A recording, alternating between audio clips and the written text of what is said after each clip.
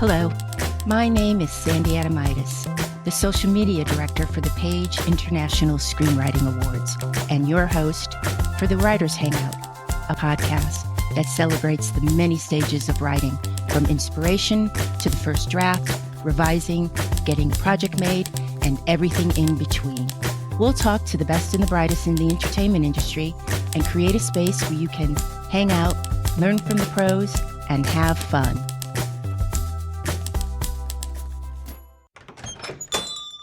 Welcome to the Writers Hangout. Thanks for listening. The coffee of choice we're drinking today is micro-roasted and served in a French press from the Griddle Cafe on Sunset Boulevard, in honor of our guest on today's Mother's Day special with actor, writer, and voiceover artist Claudette Wells. Let's get started. Claudette Wells, thanks so much for joining us on the Writers Hangout. Yay, my pleasure, Sandy. You're currently in France. I am. I am currently in the south of France, in a town next door to the city of Nice. I bet it's gorgeous. It is. I'm staring out at the Mediterranean Sea as we speak. I'm so jealous. Hey, before we get started, I want to say that when I came to visit you in Paris with Steve LaRue, who has been on this podcast, you were the best host, you and your husband, Glenn. I have to thank you from the bottom of my heart. The good time that you showed us. Oh, well, you were the best guests, you and Steve. And of course, you and Steve and I have known each other for so long. And it was so wonderful to get to share Mother's Day the way we share it together, and have you guys travel all the way from LA to Paris, France, and have Mother's Day, American Mother's Day, because it's different in France. Mother's Day is a different day in France.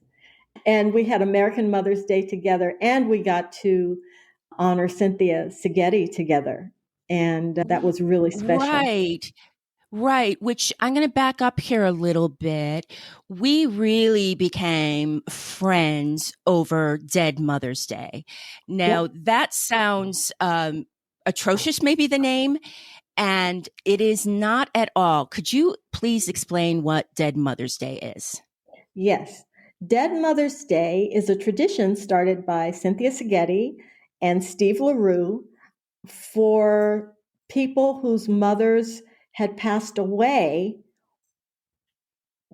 while we were younger than most people who still had their mothers, and we had nobody to spend Mother's Day with.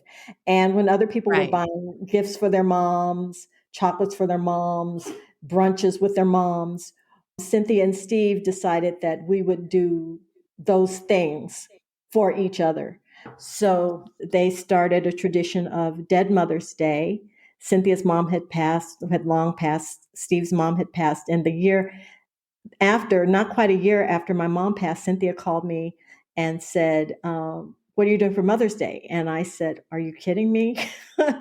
Nothing. And she goes, you are. You're coming to Dead Mother's Day with us. It's Steve and Sandy and me, and we get together and honor our mothers who passed away when everyone else is with their mothers who are living. I would say the core members are Steve, who has been on the podcast, Steve, Cynthia, you, Eve Plum, and myself.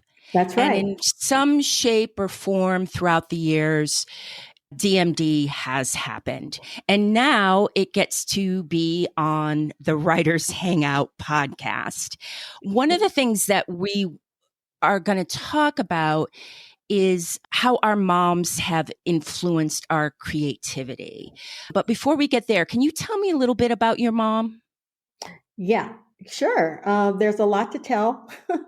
My mother was, first of all, smart, fearless, and beautiful. My father adored her, and she adored and respected him. So I got to experience that. They also, as a couple, were extremely open-minded about lots of things. So even though they were traditional, they were also very open-minded. And I've learned this as I've gotten older and experienced how other people talk about their parents. And when I was a kid, I loved her and adored her so much that I would say in my prayers every night, please let me grow up to be exactly like my mom. Oh. And then I realized some years later, as we had conflicts, she and I observed her conflicts with others. She didn't have them with my dad, but she had them with others, her siblings, and with me, that I think she might have suffered from borderline personality disorder because she'd just go off the rails and throw things and things, not at my head, or she wouldn't throw things at me, but she threw things at her brothers who were, Right. and just like, what are you doing? And I don't think she developed emotionally that well. But when I would observe these things and the world wouldn't fall apart and she wouldn't attack me, or, she'd like jump out of the car when my father was parking and someone would steal his space, and she would just let him have it. And my father would say, get back in the car. It's okay. They can have the space. And she'd say, no, they can't. And she'd get him out of that space. So I think I learned to be fearless from her. And of course, then that really attracted me to strong women like Cynthia Seghetti and other strong women in my life later on. And I sort of learned to be fearless because of that. What you said was just so powerful. And, you could have walked away from that in your childhood saying, I'm going to make myself small. But you realize that, sometimes you just have to be fearless and take chances. And coming out to Los Angeles. And what did your mom say? Was your dad alive when you decided to come out to Los Angeles? Were they supportive? Yes, very supportive. I had arranged to drive out to LA from my hometown in August, and two of their actor friends of mine were driving out, and I'd never lived away from home. My mother told me later she was sure I wasn't going to go, so she didn't worry at all. And she said, I knew you weren't leaving, and so I didn't worry. I was like, okay, glad you had that delusion in your head.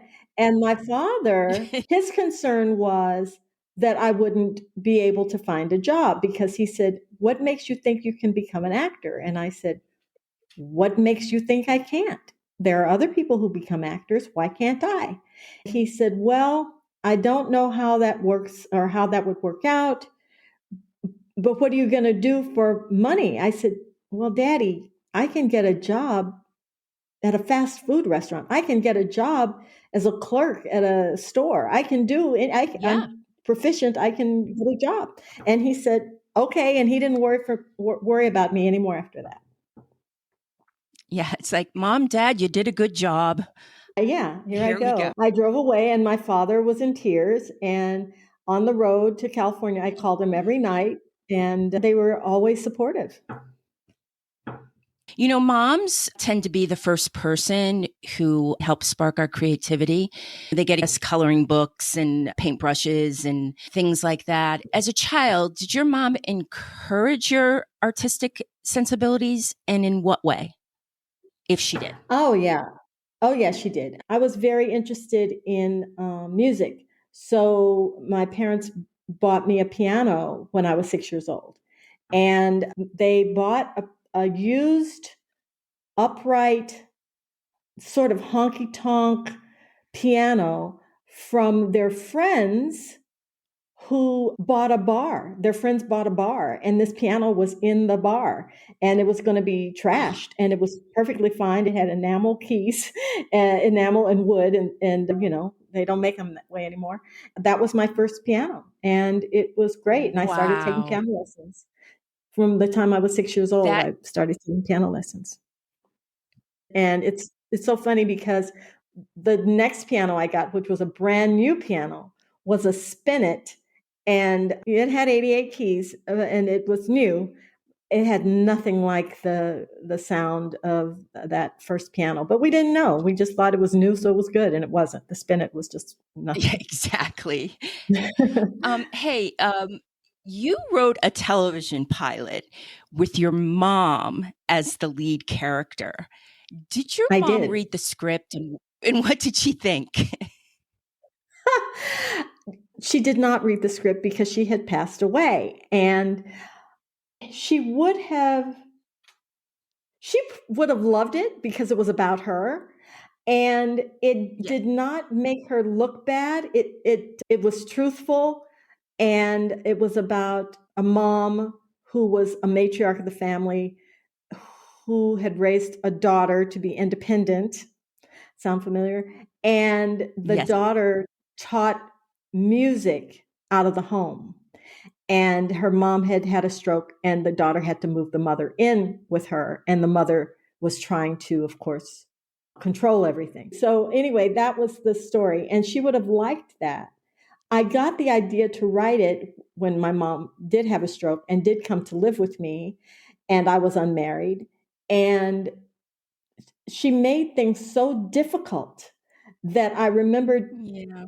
coming out of her bedroom one day and sitting on the sofa in the living room and just in the silence of that going, this is funny. You know, if you pull back to a very long shot, this is funny. And that's where I got the idea to write Yes. it. So I wrote it. Yeah. The best comedy comes from reality. Oh, absolutely. Absolutely. Now, did you play your mom on the Groundling stage? Do I remember that I did correctly? not. Did you ever play her? Wait a minute. I did. I'm trying to remember. I played my mom in the presentation we did for the pilot. Norman Lear had some people looking around for new television projects, and they put these pilots, half-hour sitcom pilots, on stage at CBS Radford, and mine was one of the ones that was included. So I played my mom in that. Now, as we know, all moms are not biological, and you worked with Ann Beats. She's Yes, I an did. I icon. did. Yeah, she's an original Saturday Night Live writer who helped shape that show, and she created the sitcom Square Pegs, which you were in, Yep. and gave us so many talented people: Sarah Jessica Parker, Jamie Gertz, Tracy Nelson, and you. Yeah, I'm curious. we were the four girls. We were the four Yes. girls. Yeah. Amy Linker. I'm Did you say Amy Linker? No. Oh, yes. My Her. bad. I should have mentioned her. She was so good in that with the Yeah. braces. Yeah. Um, Yeah. She and Sarah were the two played the two unpopular girls. yes. Yeah, we were the Um, five women, and there were three men. Yeah, three boys. I'm curious. What was Anne to you? Was she just a boss? What was she like? What was she like to the five women who were in her sitcom? That's for me. Also, She we was. just lost Anne last year, sadly. Yeah, we lost her. I think a year ago, April. What a shock that was, and yeah, terrible, terrible shock, terrible, terrible loss. Yeah. Anne was so instrumental in bringing women to the forefront of comedy writing. Period. And her whole career, especially at the beginning, was all about that. She was so brilliant that she was in the trenches with the men, and she rose to the top. Talk about strength, Yeah. and intelligence, and humor, and fearlessness. I'm drawn to women like that, obviously. Cynthia Seghetti was like that. Mentioned who Cynthia Seghetti is. We have She's not. Why don't you do that? was an actress, Cynthia Seghetti, and she is also one of the foremost improv teachers in Los Angeles. She taught everybody. At the Groundlings, it was Pee Wee Herman to Lisa Kudrow to you name it, Phil Hartman, Conan O'Brien. Yep. Did I say Lisa Kudrow? You did say Just Lisa Kudrow. amazing, amazing improv teacher that is kind of an unsung hero of comedy in Los Angeles. You dig deep enough, that person in comedy had worked with Cynthia Seghetti. Oh, yeah. Also, she was one of the premier female improvisers. She was in the Comedy Store Players, the improv group with Oh, Robin Williams. yes. And to be a success as a female in improv, especially when Cynthia started, was no small task. No. And she would tell you like it is. You would get on stage and and you would, have worked on a character and you would do your little down left and Cynthia would go, "All right, Claudette, I want you to leave. I want you to come back in. I want you to do this. I want you to do that. I want you to open the cabinet and I want you to tell me what you find in it." And you would redo the scene and it would be tenfold better.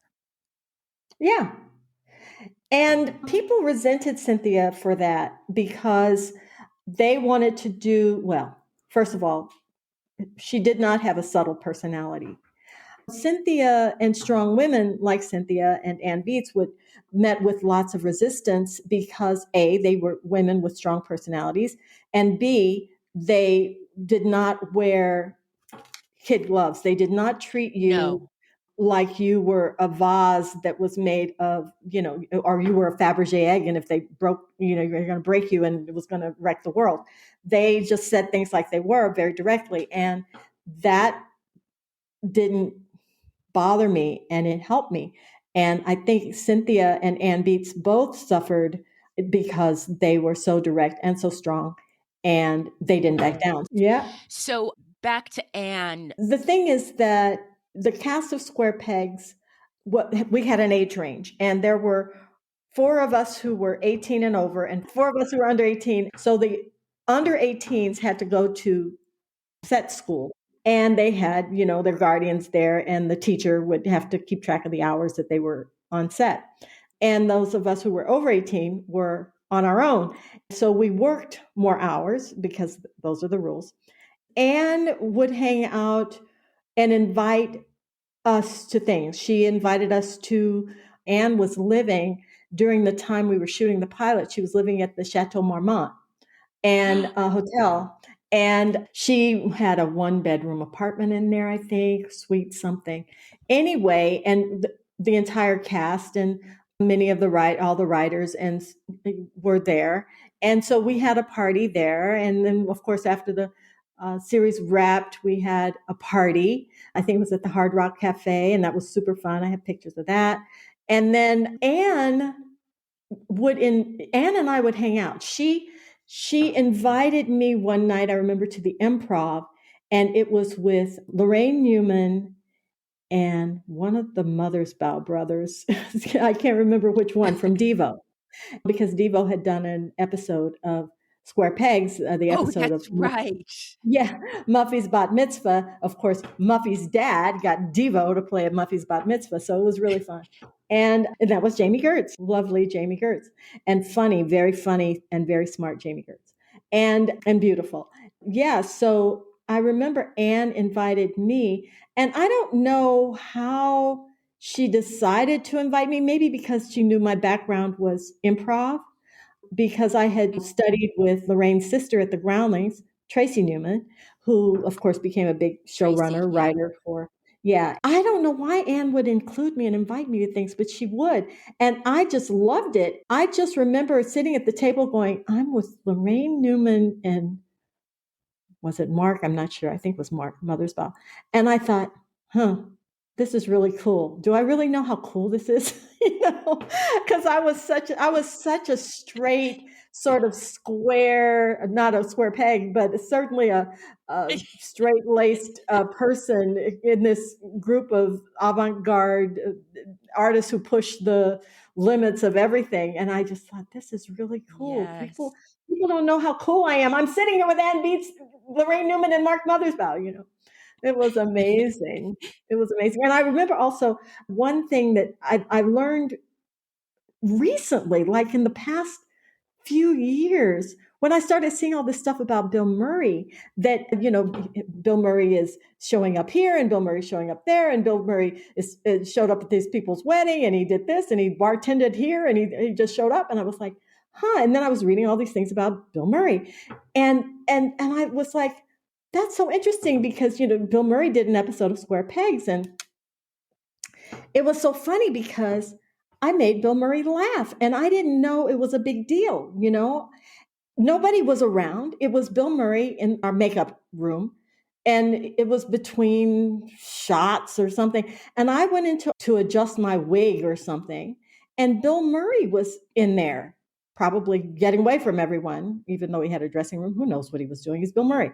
So I walked in and he said something like snarky and like, you got this job and I bet you think you're funny. And I said, well, I am funny. And then I switched into this character, like some kind of sassy street groundlings character. And he laughed out loud and he was surprised at himself laughing. He goes, you really are funny. I go, I told you I was funny, and I didn't think it was a big deal because, I was always showing out and stuff. And then after that, the whole rest of the episode, I didn't have a lot of lines with Bill Murray, but he would include me in stuff he was doing. Like we had this one scene where he was dancing around the classroom and he came and got me out of my chair and, on my desk and danced around. I was like, oh, and they were like, how Bill Murray decided to dance with you? I was like, I have no idea, but, and then years later I thought I made Bill Murray laugh. If I ever reminded him of it, if I ever ran into him in my life, he'd go, you didn't make me laugh. And I go, oh yeah, I did. And I'd probably make him laugh again. I would have frozen around Bill Murray, but not you. No, fearless, man. Between Cynthia Seghetti, my mom, Cynthia Seghetti, and Ann, I didn't freeze around anyone. And let's just put it out there. Let's do a reboot of Square Pegs. Yeah. Well, Claudette, thank you so much for joining us today and talking and sharing about your mom. You said some things that I think are going to make other people think about where their art comes from and what their mom gave to them. Just being your first audience is a big thing. Yeah. So I really appreciate it. Oh, yeah, my pleasure. And kudos to my mom and your mom. I mean, look at what you're doing, and Steve LaRue's mom, and Eve's mom, and Cynthia Seghetti's mom. I mean, all of us, that the core group of Dead Mother's Day, because we all hung in there, man. We pursued, and it's hard to lose your mom young. It's hard to lose your mom young, and we are continuing to pursue our dreams. And I remember one thing that my mom said to me early on. She said lots of inspirational things, and she would share inspirational things that she read. One thing that she said to me was, always shoot for the stars. You may make it to the moon. I love that. And I think it's a perfect way to end the show. Say that again. Always shoot for the stars, and you may make it to the moon. That's a wrap for the Writers Hangout. Thanks so much for listening. If you enjoyed the show, please subscribe, like, and thrive. Till we get to hang out again, keep writing. The world needs your stories. The Writers Hangout is sponsored by the Page International Screenwriting Awards. Executive producer, Kristin Overn. Producers, Terry Sampson and Sandy Adomaitis. Music by Ethan Stoller.